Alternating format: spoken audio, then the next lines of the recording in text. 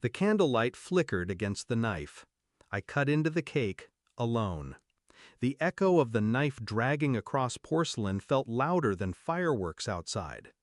52 missed calls buzzed on my phone like flies on a carcass. And still, I smiled. Because tonight was not about cake. Tonight was the night that Trap closed. My brother, Daniel, always wanted center stage. Growing up, I thought it was harmless, his need to shine, to outdo, to steal air from every room. I let him. Family, I told myself, deserves your patience.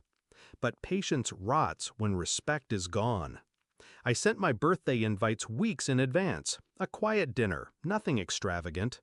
My wife promised she'd help set the table. My daughter picked out balloons. For once, I allowed myself to look forward to something simple. Then Daniel announced his barbecue. Same day, same time. He called it just a casual thing. But the guests list told another story. He invited everyone, my parents, my cousins, my so-called friends. Even my wife helped him organize it. That was the first cut. The second came when my daughter slipped. Uncle Danny says he'll have fireworks. They had chosen him over me. All of them. The signs had been there. My wife's late nights helping with the catering. My parents brushing off my invitations with half smiles. The whispers, the silence. But betrayal doesn't shock me anymore. It sharpens me. I didn't rage. I didn't beg. I planned. Because Daniel thought stealing my family would break me. He never considered what I could steal from him. For months I had been patient, meticulous. While Daniel flashed his arrogance, I studied his weaknesses. His barbecue wasn't just a party. It was an illegal investment showcase. He was funneling money from relatives into his little real estate fund. I had the bank statements, the fake contracts, the signatures he forged. I waited for the perfect night to light the fuse. My birthday. At noon, while my wife strung up lights in Daniel's yard, I disappeared. 3 states away, sitting in a quiet hotel room, I pressed send. Dozens of emails launched like arrows, screenshots, documents, recordings, each one aimed precisely to investors, to the IRS, to his clients, to his wife. By the time Daniel flipped the first burger, his empire was ash. His bank accounts frozen, his investors furious, his name flagged red in government databases. And still, the betrayal cut deeper. At 7 p.m., I stood in my kitchen, table set for 20. Empty chairs staring back at me. My daughter's balloons drooped in silence. Not a single knock at the door. Not even hers. For a moment, I almost let the loneliness win. Almost. But then my phone lit up.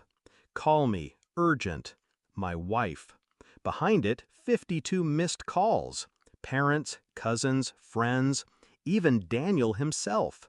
The barbecue had gone silent. The guests had learned the truth mid-toast. Laughter turned to panic. Trust flipped into betrayal. The man they chose over me was unraveling in front of them, and they were trying to crawl back. I didn't answer. I sliced the cake. I ate it alone. Sweet, cold, perfect. Because that night wasn't about celebration. It was about consequence. They wanted a show. Daniel gave them one.